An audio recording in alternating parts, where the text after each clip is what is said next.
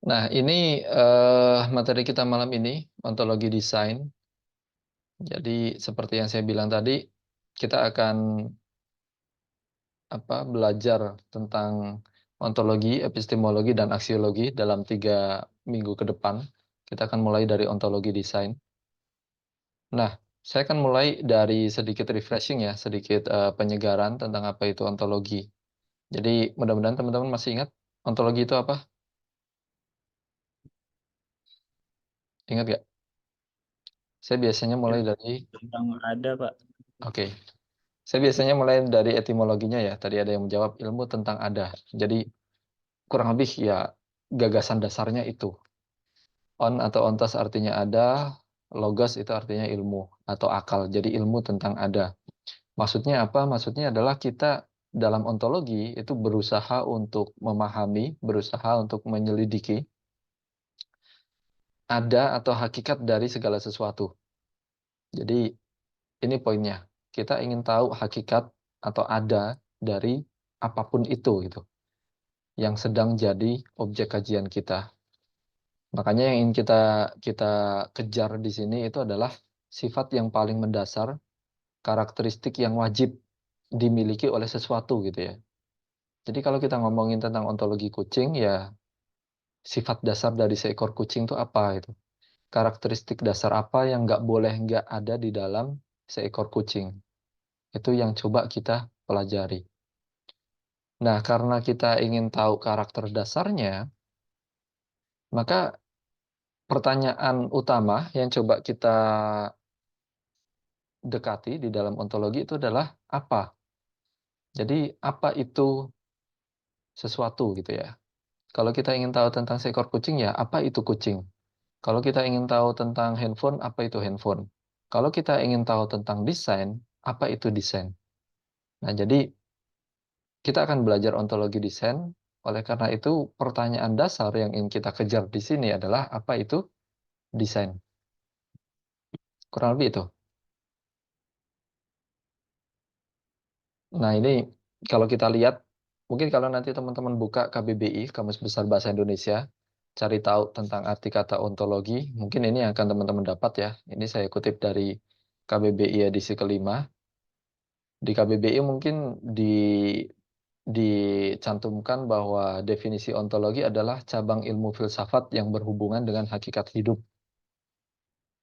Di situ ditulis hakikat hidup. Tapi sebenarnya kalau mau kita telisik lebih lanjut, ya bukan hanya tentang hidup yang coba dipelajari di dalam ontologi. Jadi apapun yang ada, baik dia hidup maupun mati, maupun nggak hidup, maupun pernah hidup, atau bisa jadi hidup, bisa jadi enggak, itu semuanya bisa kita pelajari di dalam ontologi gitu.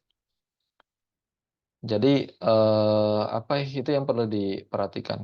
Makanya kita akan bicara tentang ontologi desain itu juga ya itu masuk di dalam kajian ontologi ini. Sekali lagi fokus kita kemudian adalah menjawab, berusaha untuk tahu apa itu desain.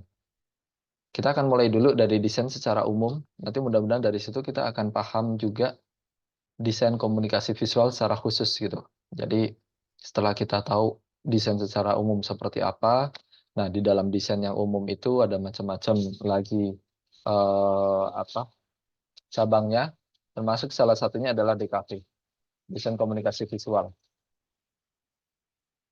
Nah, mungkin saya ingin tahu dulu ya, kalau misalnya saya menyebut kata desain dalam bahasa Inggris desain, dalam bahasa Indonesia udah diserap menjadi kata desain. Kira-kira apa yang terpikir sama teman-teman?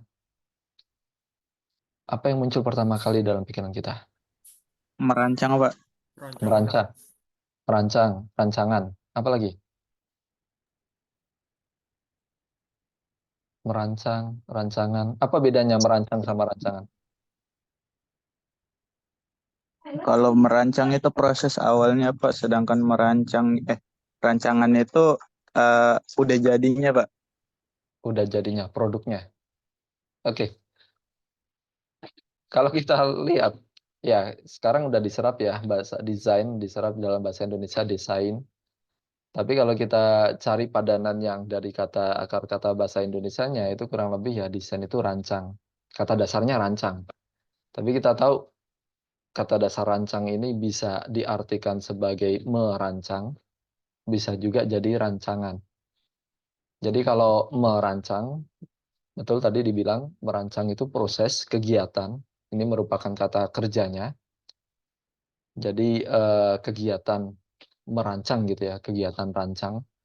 Nanti dari kegiatan ini menghasilkan suatu benda, produk akhirnya itu yang kita sebut sebagai rancangan. Tapi bisa juga yang disebut rancangan, desain itu ada di awal. Ada di awal dalam artian eh, kita di pikiran kita udah ada gambaran tuh kita mau bikin apa.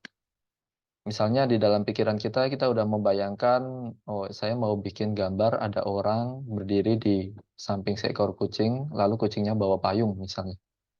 Itu di dalam pikiran kita udah ada gambaran itu tuh orang samping menyamping sama kucing, kucingnya bawa payung, kemudian di tengah hujan dan di belakangnya ada geledeknya misalnya. Itu belum kita bikin, prosesnya belum jalan. Tapi di pikiran kita udah ada gambaran itu, udah ada rencana itu. Nah, rencana awal itu juga bisa disebut sebagai rancangan. Jadi yang kita sebut rancangan bisa jadi di depan, yang masih abstrak, masih rencana tadi, bisa jadi di belakang, yaitu hasil yang udah jadinya. Dua-duanya bisa kita sebut sebagai rancangan.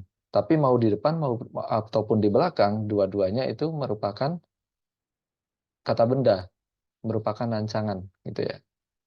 Nah, proses untuk membuat apa yang ada di pikiran itu punya wujud di dunia nyata, proses kegiatannya itu ya untuk mewujudkan apa yang di pikiran kita supaya jadi benda nyata itu yang kita sebut sebagai proses merancang. Kurang lebih itu. Jadi bisa kita pahami menjadi dua hal ini dalam dua aspek ini. Yang pertama, desain sebagai proses atau sebagai kata kerja, yaitu proses merancang, ataupun desain sebagai kata benda, sebagai hasil rancangan. Itu yang kita sebut sebagai rancangan. Dua-duanya nanti akan kita bahas. Tapi nanti secara khusus teman-teman akan ketemu lagi dengan apa? Dengan definisi ini, definisi dasar ini, terutama di dalam pengertiannya yang pertama yaitu desain sebagai proses merancang. Itu nanti teman-teman akan ketemu di semester 5 dengan mata kuliah yang namanya logika berpikir desain gitu ya. Jadi logika berpikir desain atau bahasa Inggrisnya design thinking nanti akan dipelajari secara khusus eh, desain sebagai sebuah proses gitu. Nah, untuk kita kali ini kita akan coba untuk memahami dua-duanya, tapi ya kita akan lihat dulu ide dasarnya itu, baik merancang maupun rancangan. Sampai di sini dulu, semuanya bisa mengikuti ya. Bisa, Pak. Oke, Bisa, Pak. baik. Terus kita akan lanjut ke, nah, sekarang kita coba lihat lagi. Kalau tadi kan kita lihat ini ya ide dasarnya dari pengertian dasarnya dari merancang maupun rancangan itu sendiri. Nah, sekarang kita lihat definisi yang lebih operasional gitu. Definisi yang lebih ya operasional atau lebih teknis lah. Ini saya ambil definisi ini dari bukunya Ambrose and Harris, judulnya Design Thinking. Ini buku yang nanti akan teman-teman ketemu lagi di mata kuliah Design Thinking. Kurang lebih di buku tersebut didefinisikan bahwa desain itu is a process that turns a brief or requirement into a finished product or design solution. Jadi kurang lebih ya bahasa Indonesianya bisa diartikan desain itu merupakan suatu aktivitas untuk mengubah brief atau requirement atau kita artikan saja sebagai sebuah kebutuhan itu menjadi produk jadi atau solusi desain yang dapat memenuhi kebutuhan tersebut. Jadi ini beberapa kata kuncinya. Yang pertama, desain itu melibatkan proses atau aktivitas. Aktivitas yang kayak apa gitu. Aktivitas dalam desain ini pasti selalu dimulai dari sebuah kebutuhan. Kebutuhan atau masalah. Jadi kalau teman-teman udah jadi desainer profesional misalnya gitu ya, membuat punya biro desain sendiri, lalu ada seorang klien datang ke kita, dia pasti bawa masalah. Dia bawa masalah, dia ingin sesuatu, dia punya kebutuhan. Misalnya klien ini seorang pengusaha mie ayam, usahanya lagi berkembang pesat itu. Gerainya ada 50 di 70 kota. Nggak mungkin. Gerainya ada 50 di 35 kota misalnya.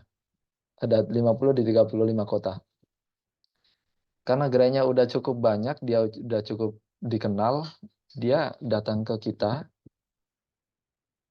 pasti dia bawa masalah. Kira-kira apa sih masalah dia gitu. Misalnya dia cerita, oh dia pengen punya logo sendiri, logo mie ayam sendiri yang menonjol gitu ya. Atau dia pengen punya logo mie ayam baru yang lebih mudah dikenal oleh anak muda misalnya. Itu berarti dia datang ke kita dengan satu masalah. Dia datang ke kita dengan satu kebutuhan gitu.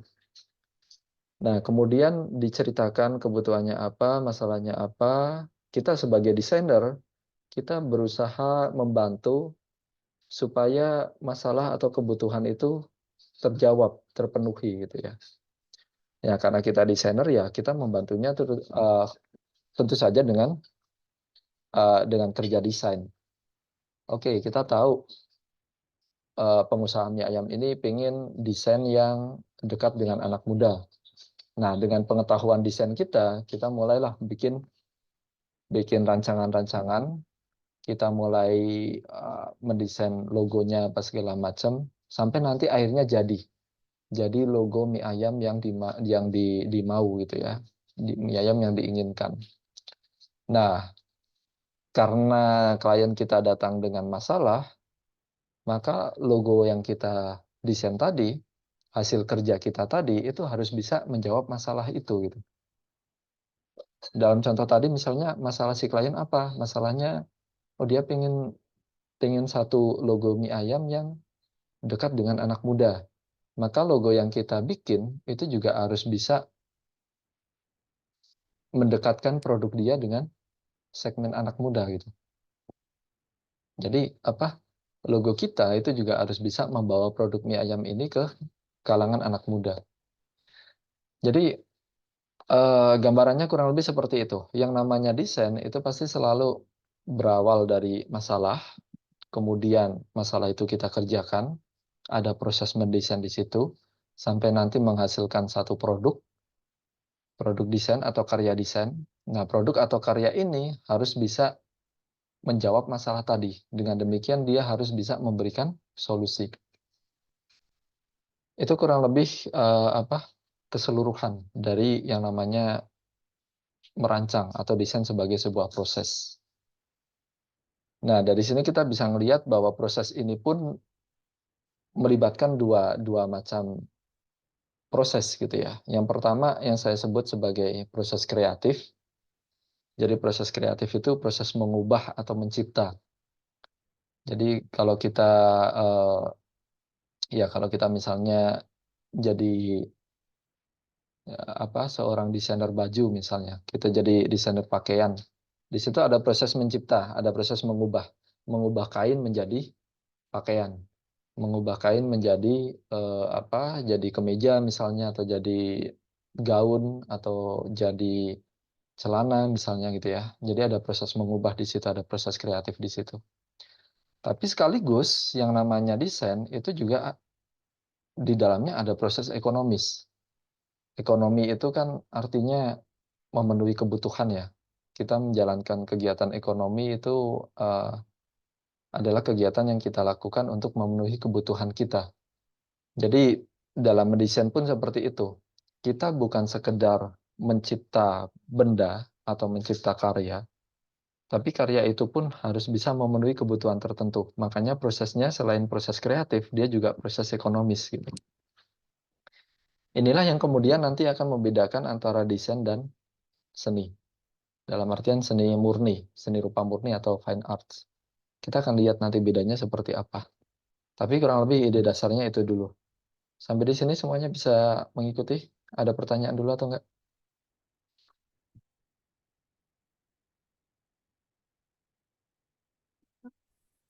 Tidak ada, Pak. Oke, cukup jelas ya, mudah-mudahan ya. Nah, dari situ tadi kita ngelihat bahwa ternyata yang namanya desain itu punya perbedaan yang sangat mendasar dibandingkan dengan seni rupa atau seni murni, fine arts.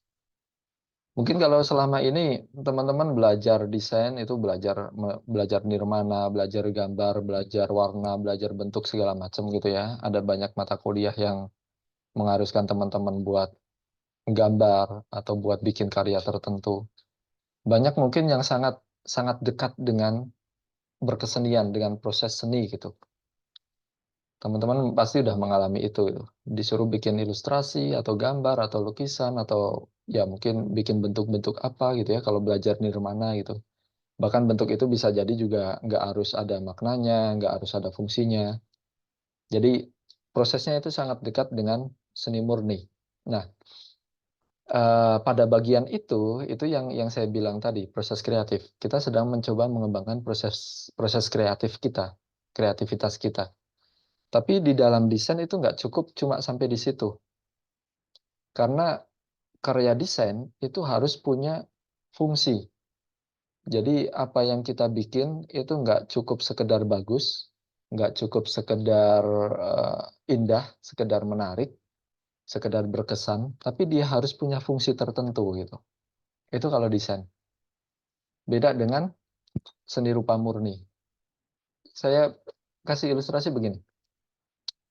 Misalnya kita lagi banyak duit, kita lagi ya punya duit nganggur 1 miliar gitu ya. Kita bingung mau ngabisin buat apa tuh. Akhirnya iseng-iseng kita jalan-jalan ke galeri seni gitu. Kita jalan-jalan ke galeri seni, kita lihat ada banyak lukisan di situ, kemudian ada satu yang menarik buat kita itu. Jadi ada lukisan bingkainya 1 meter kali 1 meter, kemudian ya dia cuma gambar balon merah misalnya ya, cuma gambar balon merah, backgroundnya putih gitu. Tapi ini di galeri seni terkenal dan kita lihat harganya ternyata, oh, itu dihargain 210 juta misalnya. Harganya 210 juta rupiah. Kita karena lagi banyak duit dan sebagai orang kaya baru gitu ya, ya kita nggak mikir-mikir tuh keluar duit 210 juta rupiah, kita bawa pulang itu lukisan. Sampai di rumah kira-kira apa yang kita lakukan dengan lukisan itu? Ada yang kebayang nggak? Dipajang, Pak. Dipajang. Biasanya kita akan itu yang akan kita lakukan. Sampai di rumah lukisan itu kita taruh di dinding, kita tempel di dinding, entah dinding kamar tidur atau dinding ruang tamu atau dinding ruang makan, kita taruh di sana, dipajang, kemudian udah selesai gitu. Sampai puluhan tahun lukisan itu nggak akan kita apa-apain, cuma ngegeletak di sana itu ya. Begitu juga dengan lukisan-lukisan lain yang masih ada di galeri seni. Mereka cuma ditaruh, dikasih lampu, di display, bahkan di maintain gitu ya, dipelihara, dirawat gitu, dan dengan biaya yang sangat besar untuk perawatannya. Dan udah gitu, cuma ngegeletak aja. Kurang lebih sebagai ilustrasi, kurang lebih yang namanya karya seni itu kayak gitu gitu. Dia cuma dibikin, diciptakan, setelah jadi ya udah, nggak bisa dibilang nggak ada fungsinya, nggak ada gunanya. Dia ada hanya untuk dinikmati, ada hanya untuk memberi kita pengalaman estetis gitu ya. Kalau kita ngelihat akhirnya kita merasa, oh, merasa indah, merasa tenang atau merasa tergugah, merasa apapun. Jadi kita ngelihat, kita merasakan sesuatu, itu pengalaman estetis itu. Karya seni kurang lebih tujuannya cuma itu. Dia nggak ada fungsi tertentu. Kita nggak akan ya kita nggak akan menyelesaikan masalah dunia hanya dengan menciptakan gambar, nggak akan menyelesaikan masalah kemiskinan hanya dengan membuat lagu gitu ya. Tapi setidaknya ya dengan gambar dan dengan lagu itu kita punya sesuatu untuk dilihat, punya sesuatu untuk dinikmati dengan pendengaran gitu. Jadi kurang lebih itu ide dasar dari karya seni. Nah, di sini yang kemudian jadi bedanya sama desain. Desain itu tadi karena dia dimulai dari masalah dan tujuannya adalah solusi desain, maka yang namanya desain itu harus punya fungsi. Fungsi ini menjadi yang utama pada karya desain. Jadi ini kalau saya ambil dari pendapat Phillips, great design is more about delivering solutions to problem. Jadi desain yang baik itu lebih tentang ya kita memberikan solusi untuk problem-problem tertentu gitu ya. Solusi untuk problem itu yang kita sebut sebagai fungsi. Jadi desain harus punya fungsi. Kita kalau belajar desain, belajar mendesain, tentu kita selalu didorong untuk bikin desain yang bagus, desain yang estetis. Kita perlu belajar tentang keindahan, belajar tentang warna, komposisi, segala macam. Jadi kita harus tetap memperhatikan estetika dari desain kita, keindahan dari desain kita gitu. Tapi lagi-lagi keindahan, estetika, semua itu harus ditujukan pada fungsi. Itu yang akhirnya membedakan antara desain dan seni murni. Misalnya gini ya, misalnya kita mendesain sendok, buat makan. Fungsi sendok jelas, dia ada untuk makan. Maka fungsi ini nggak boleh hilang. Seperti apapun bentuk sendok yang kita hasilkan, seperti apapun warna sendok yang ingin kita bikin, seperti apapun material sendok yang ingin kita gunakan, pada akhirnya dia nggak boleh sampai mengganggu fungsi ini. Dia harus tetap bisa digunakan untuk makan. Misalnya akhirnya sendok itu udah kita bikin, lalu supaya bagus kita kasih ornamen, kita kasih ukiran bunga di ujungnya misalnya. Ya, sendoknya jadi makin bagus, makin indah, enak dilihat gitu ya. Itu baik gitu ya. Itu membuat sendok itu semakin indah itu sesuatu yang baik. Selama dia tidak mengganggu fungsi sendok untuk makan. Atau bahkan misalnya akan lebih baik lagi kalau keindahan tadi, estetika tadi itu bukan hanya menambah indah, tapi dia juga menambah fungsi dari sendok yang kita bikin, menambah kegunaannya. Sebagai contoh, kita bikin sendok, kemudian kita kasih ukiran di gagangnya, kita kasih ada ornamen-ornamen ukiran gaya Jepara misalnya, ada sulur-sulur bunga di situ gitu ya. Ternyata dengan adanya sulur-sulur itu bukan hanya sendoknya jadi makin bagus, makin enak dilihat, tapi ternyata juga kalau dipegang jadi nggak licin tuh. Karena dipegang nggak licin, dia dipakai buat makan juga gampang gitu ya. Bahkan ketika tangan kita misalnya berminyak, kita megang sendok itu sendoknya nggak akan lepas dari tangan kita gitu, karena sendoknya nggak licin. Nah itu contohnya apa desain pada gagang sendok yang bukan hanya bikin sendoknya jadi tambah indah, tambah estetik, tetapi juga jadi fungsinya itu jadi tambah gitu. Fungsinya itu jadi lebih efektif, lebih efisien gitu ya. Itu contohnya. Jadi eh, ya itu gambaran sederhana bagaimana satu desain, bagaimanapun juga kita sebagai desainer ingin membuat satu karya desain itu yang indah, yang estetis, tapi sebisa mungkin juga keindahan itu, estetika itu akan mendukung fungsinya. Kurang lebih seperti itu. Sampai di sini ada pertanyaan dulu atau enggak? Cukup jelas semuanya? Pak, saya mau nanya Pak. Silakan. Kan ada kayak karya-karya seni ya Pak, yang dimana tuh dia punya kontennya tuh untuk mengkritik Pak. Itu termasuk dalam desain atau gimana Pak? Nah, karya seni pada perkembangannya itu ya ada sebagian karya seni yang kemudian bukan sekedar diciptakan untuk seni semata gitu ya, tapi dia ada maksud lain gitu. Ada banyak karya seni yang kemudian bahkan kalau kita lihat ya, misalnya ada sebagian aliran seni, misalnya aliran realisme sosial gitu ya, entah realisme sosial di bidang sastra atau di bidang lukisan atau mungkin di bidang musik gitu. Mereka percaya bahwa yang namanya seni itu harus bisa menceritakan tentang realitas sosial yang ada. Dan dengan menceritakan realitas sosial yang ada itu, karya seni harus bisa jadi bagian dari perubahan sosial. Di situ karya seni dituntut untuk punya fungsi gitu. Nah, di sini kita bisa melihat bahwa ya meskipun ide dasar dari karya seni atau seni rupa itu seni rupa murni itu adalah untuk estetika, tapi pada perkembangannya ada pendapat-pendapat yang ingin bahwa seni juga harus punya fungsi gitu, terutama fungsi sosial. Jadi di sini kemudian seni itu didorong untuk punya fungsi sosial. Nah, sampai di situ kita bisa melihat bahwa ternyata seni juga bisa punya fungsi. Tapi fungsinya masih agak berbeda tuh dari desain. Kenapa? Karena fungsi yang dibayangkan di dalam realisme sosial tadi itu masih agak abstrak gitu ya. Berbeda dengan fungsi yang kita bayangkan di bidang desain. Seperti tadi soal sendok itu. Fungsinya itu udah langsung operasional tuh. Kelihatan jelas, langsung bisa kita rasakan, langsung bisa kita lihat.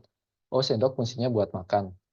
Atau kursi fungsinya buat duduk. Jadi kursi mau dibentuk apapun dia harus bisa buat duduk gitu ya. Atau bahkan lebih baik kalau duduknya jadi nyaman gitu. Itu kan fungsi-fungsi yang jauh lebih kelihatan ya daripada fungsi realitas sosial, fungsi transformasi sosial segala macam gitu. Jadi yang pertama desain itu fungsinya itu ternyata sangat operasional, bisa langsung kita rasakan. Ya, kita lihat di situ ada persinggungan antara desain dan seni, tapi tetap ada perbedaan. Tapi masalah ini masih bisa kita kita kita tarik lebih jauh lagi. Ternyata juga ada karya-karya seni yang misalnya ya akhirnya kita beneran kita tarik ke dunia desain. Misalnya ketika lukisan tertentu itu kita gunakan di dalam misalnya cover buku gitu. Ada lukisannya Van Gogh atau ada lukisannya misalnya kita bikin cover buku, kemudian kita ambil lukisan Mona Lisa, kita taruh di cover buku kita. Nah, di situ itu karya lukis yang tadinya karya seni sekarang jadi punya fungsi yang spesifik.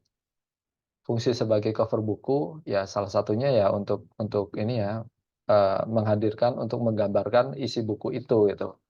Atau bisa jadi punya fungsi yang jauh lebih pragmatis lagi untuk membuat orang tertarik dengan buku tadi kemudian ingin membeli misalnya. Jadi fungsinya terkait dengan marketing atau pemasaran buku itu gitu. Nah, di situ karya seni yang tadinya lukisan biasa itu berubah tuh jadi karya desain. Karena satu karya yang tadinya itu untuk menghadirkan keindahan, sekarang kita ambil, kita pakai untuk tujuan yang jauh lebih praktis gitu ya, lebih kelihatan, satu fungsi yang lebih kelihatan. Atau misalnya ada seorang musisi dia bikin lagu gitu ya, bikin lagunya itu misalnya viral, jadi ngetren gitu ya, semua orang jadi familiar dengan lagu itu. Lalu lagu itu kita gunakan untuk jingle iklan misalnya. Kita kerja untuk seorang pengusaha mie ayam, dia ingin mengiklankan mie ayamnya, lalu kita pakai jinglenya itu dari lagu yang lagi ngetren tadi gitu ya. Tentu saja ya dengan perjanjian kerjasama sama artisnya gitu. Nah itu akhirnya lagu yang tadinya dibikin untuk tujuan seni gitu ya, untuk dinikmati, sekedar dinikmati, sekarang jadi punya fungsi mengiklankan produk tadi. Jadi karya itu pun akhirnya masuk ke ranah desain.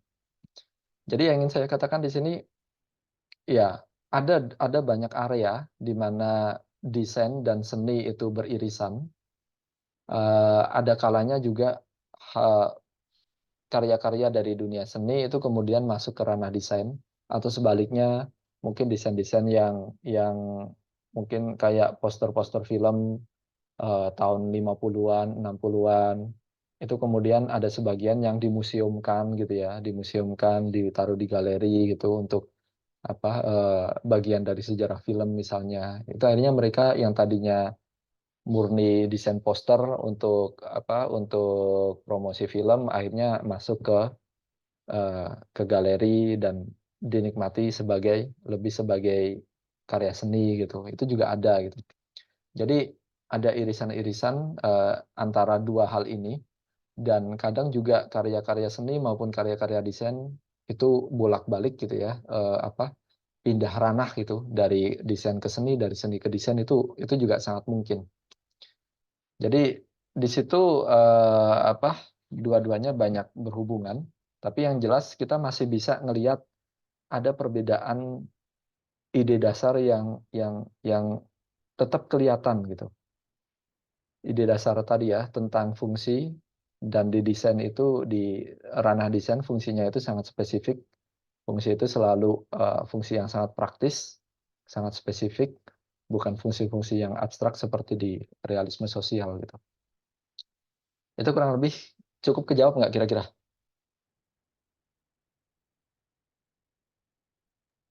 Cukup, Pak. Oke. Jadi kurang lebih itu ya, itu ide dasarnya. eh Ya, oke. Sampai di sini dulu. Saya akan kasih waktu untuk isi presensi. Kita akan jeda sebentar untuk isi presensi.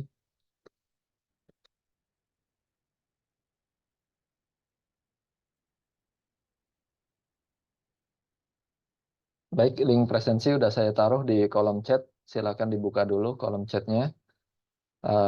Isi dulu presensinya. Saya beri waktu 2 menit ya. 2 menit bisa dimulai dari sekarang. Habis itu kita akan lanjut lagi. Silakan.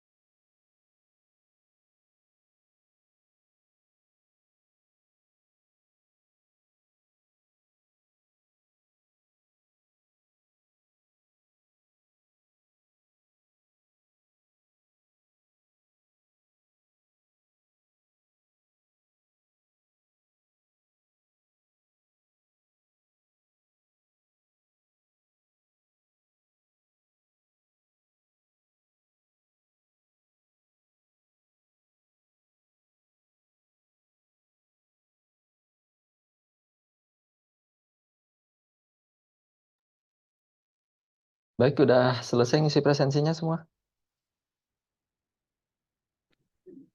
Udah, Pak. Oke. Kalau masih ada yang belum selesai, silakan dilanjutkan yang isi presensinya. Tapi saya juga sambil lanjut. Nah, baik, Bisa. saya ulang lagi sedikit. Jadi fokusnya di dalam desain itu yang utama itu adalah fungsinya, itu yang paling diutamakan.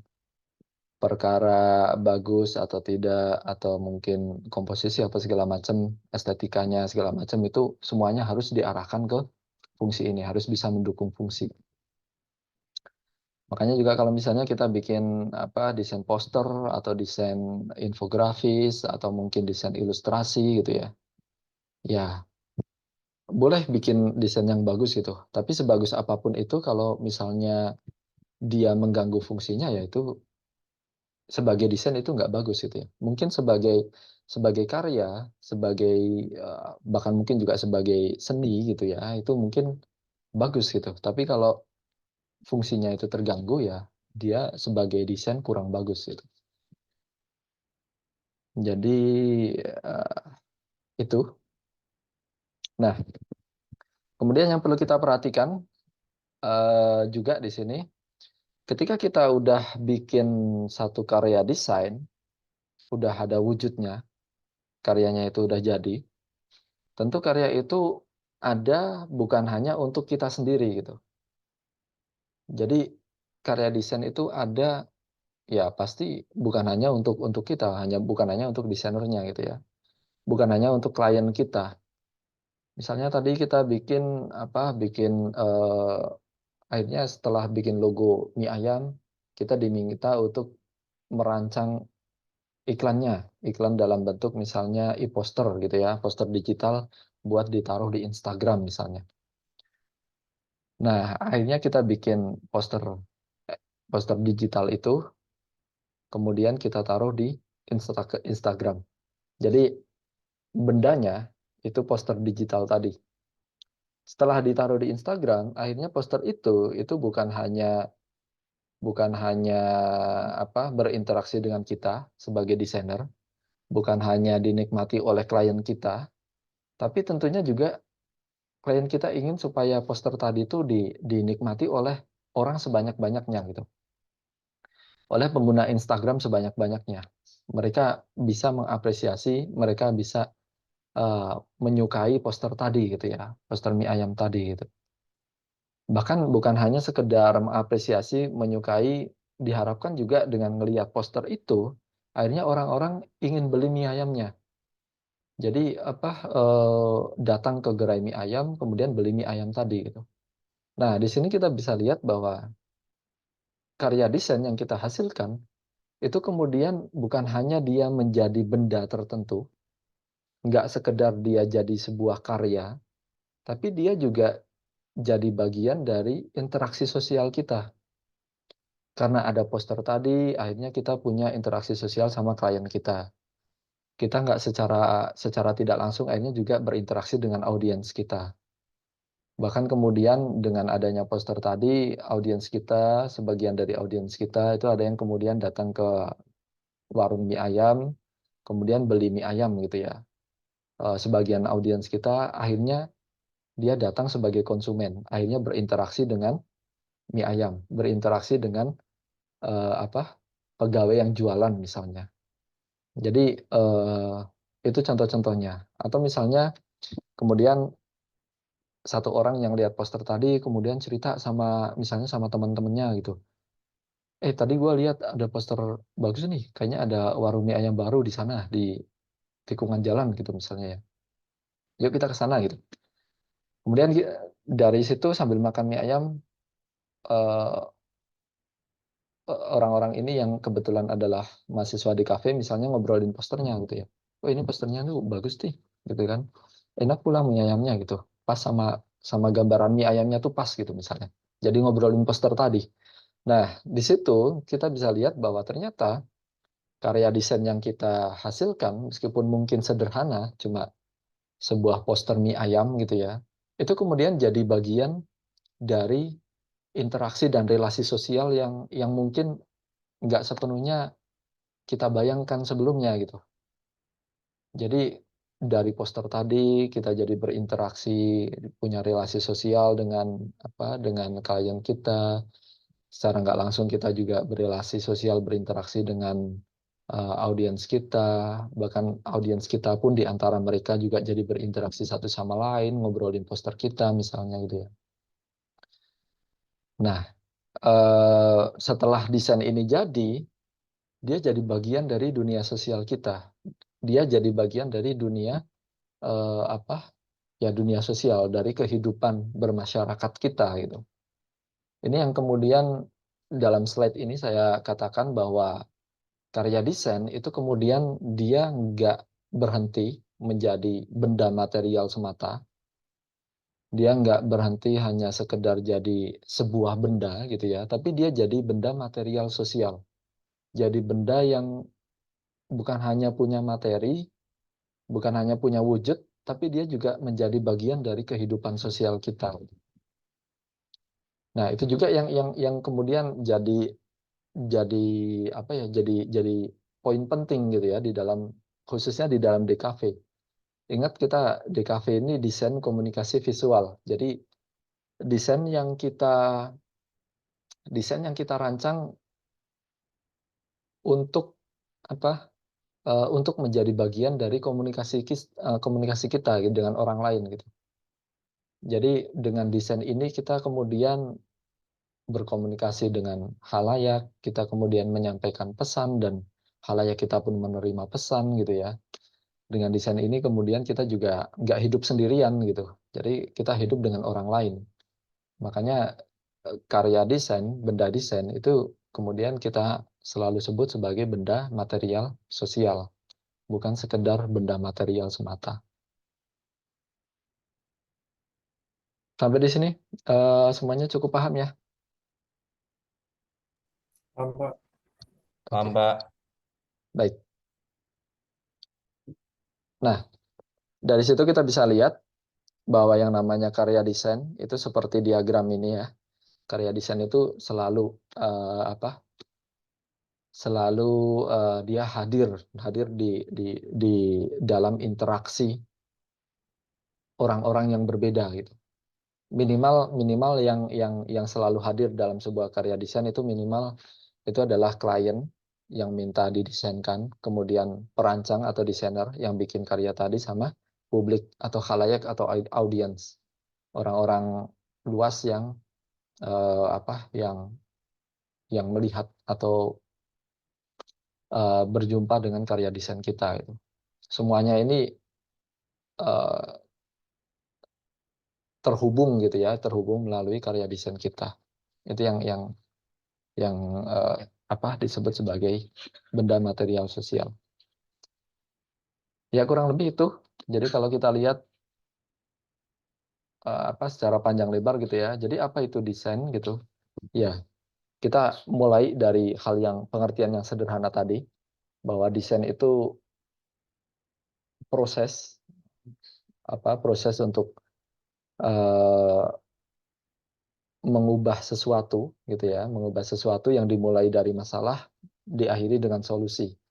Kurang lebih itu yang disebut desain sebagai sebuah proses gitu. Hasilnya itu yang kita sebut desain sebagai benda. Dan bendanya sendiri itu ternyata bukan sekedar benda material, bukan sekedar punya wujud, tapi dia juga jadi bagian dari kehidupan sosial kita. Seperti itu kurang lebih. Sampai di sini ada pertanyaan?